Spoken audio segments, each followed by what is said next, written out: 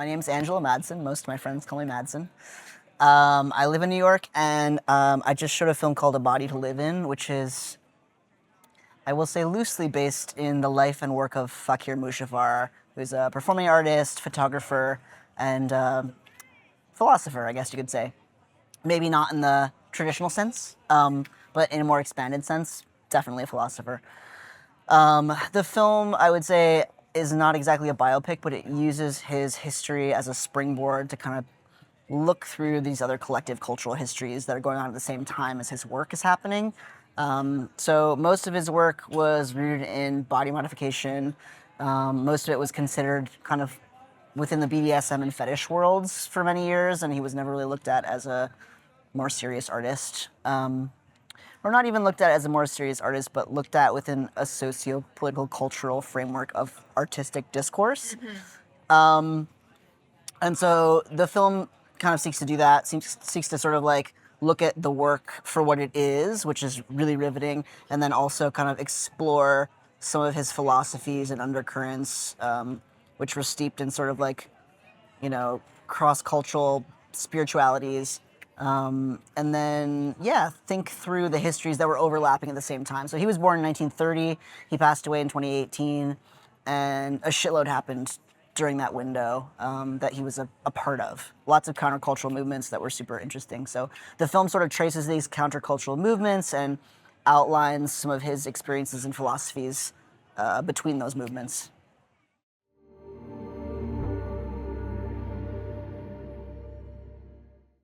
One of the things that's super interesting about his archive is that I thought that I would, maybe stupidly so, you think you're going to find, you have expectations going into an archive, which maybe was my first error, to have expectations. But I thought I was going to sort of like figure him out or something, and he actually is completely mysterious still throughout the entire archival process. Part of that is, I think he really just, it's a double-edged thing, right? So like one thing is like, yes, he never really self-identified because of post-World War II American capitalist masculinity, because of fear of institutionalization and being lobotomized, because of insecurity in relationships. So like, yes, he never self-identified for a lot of those reasons, but he also never self-identified because he didn't want to. Right. So like, there's some ways where like it's hard to kind of position or assess or pathologize that choice on his part, because there's a lot of it that I actually respect too, which is like kind of in resistance to a contemporary moment where we're like hyper codified, hyper expected to self-define at every corner. We're hyper expected to like check all the boxes we belong to, and that's supposed to somehow help someone understand who you are. Before they've even met you. And so his resistance to that kind of codification is like super attractive to me. So yeah, it's like both and. Yeah. It's like how much of that is you choosing to like sidestep this question because of your own insecurities versus a conscious resistance. And I think it's both.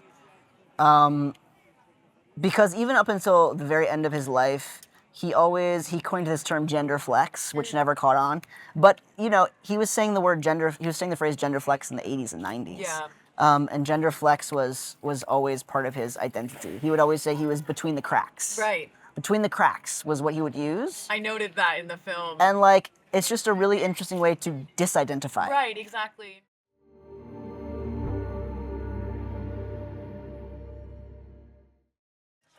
Yeah, I mean, I was hyper aware of it from the beginning, because it is just such a sore spot in our contemporary discourse. Yes. And a sore spot in a few ways. A sore spot in the way that like, it's still kind of like something we don't talk about, but also we over talk about it, or we like simplify it, or we over talk about it, but we're not actually saying, it's not a nuanced conversation. We make it a conversation about what's morally just. Yes. And I have a hard time with the idea of things being morally just in general.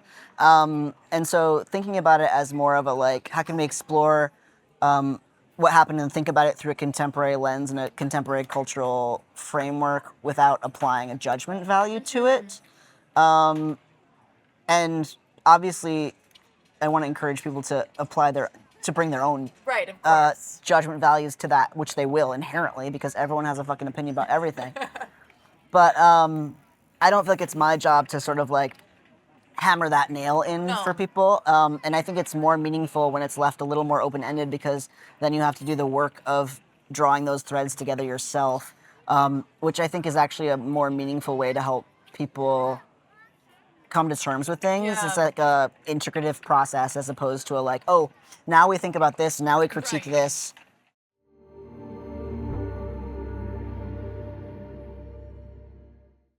I don't consider my work journalism in any way, shape, or form, but I do occupy enough space in the documentary world that I am slightly journalist adjacent. Okay. And so this sort of like myth of objectivity is sort of hyper present in my cultural worldview framework. And the fact that like, you know, in no way can we ever be fully objective. Of course. And so how do you sort of embrace that and understand it, but without then like making everything a fucking like op piece. Right, you know what I right. mean? Like, I have no interest in like spewing my opinion about this. I'm actually just interested in exploring a set of ideas and concerns and then presenting them to you for ingestion and consideration. Right, exactly. And so I think that there's like an interesting balance to walk between this sort of like, okay, I have a subjective position, I'm not a robot, but I also have this desire to, in some ways, remain somewhat ambivalent. Yes. I don't think ambivalent is the right word, though. I think more like, I think open is. Yeah. Maybe ambivalent's not the right word. Maybe I'll think of a word, or maybe you'll think of a word that is better than ambivalent or open. But I think part of it for me is I never want to think that I'm right, or at least I always want to withhold a piece of my own belief to like, I just want to suspend the notion that whatever I'm doing is the right way. Right. Or like the right way to think or the right way to be. And doing that requires that you just sort of like be a little bit open in some sort of crevice. Like sure. maybe what I'm doing is not the best way to do this, or maybe what I'm doing is not the most just thing right now or whatever. Even if I think it is, that doesn't mean it is. And I think, I mean, it's a really interesting principle to live and think by. It's not as good for doing politics. You know what I mean? No, of like course. You can't get anything done that way. Like the way people make change in the world is by being fucking righteous in what they're doing, which for me is like a like lifelong tension, right? Like at what point do you sort of like bend to righteousness to realize you might not always be right?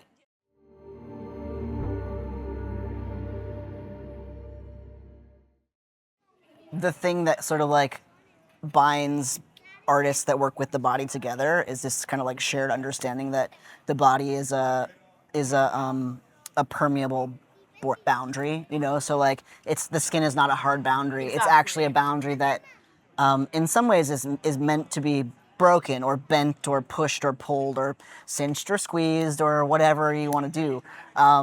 But it's not a hard boundary.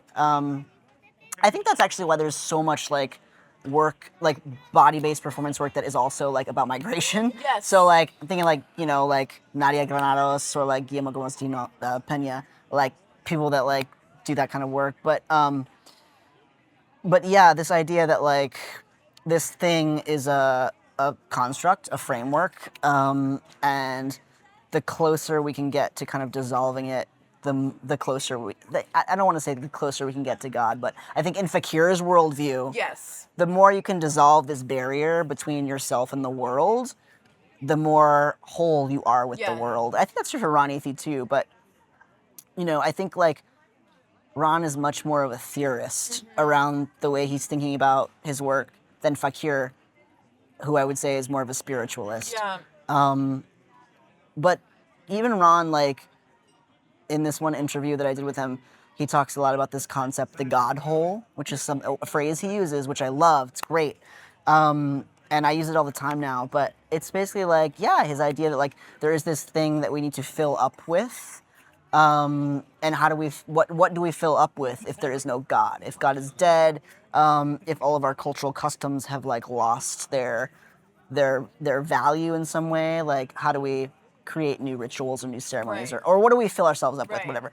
And I think to the same degree, you could say that like we fill ourselves up with relationality. You know, Yeah. like what is the sort of like new kind of queer relationality? Like how do we interact and like, I don't know, even to things like mutual aid. Like what's that? How does that create another kind of ceremonial space For sure. where our bodily boundaries get porous?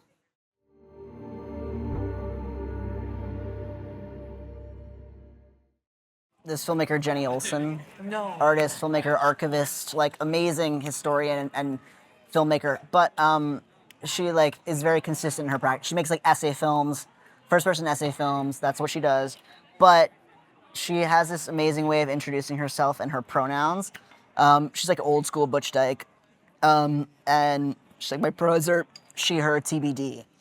And she always says TBD. Wow, It's not just like cool. a catch. It's like a TBD, as in a like, I don't know. I'm still arriving. Yeah, exactly. And she doesn't ever theorize it or like position it that way. But I'm like, clearly that's what it is. Yeah. And I don't know. I like that like idea of allowing yourself to kind of like not be, you know, to go back to Fakir's kind of like refusal to self-identify. Exactly. Just allow yourself to kind of like be in that transitional moment and not as if you've arrived somewhere or are going somewhere. Maybe you're not even going somewhere. Right. You know, maybe you're just like standing still. And also the destination.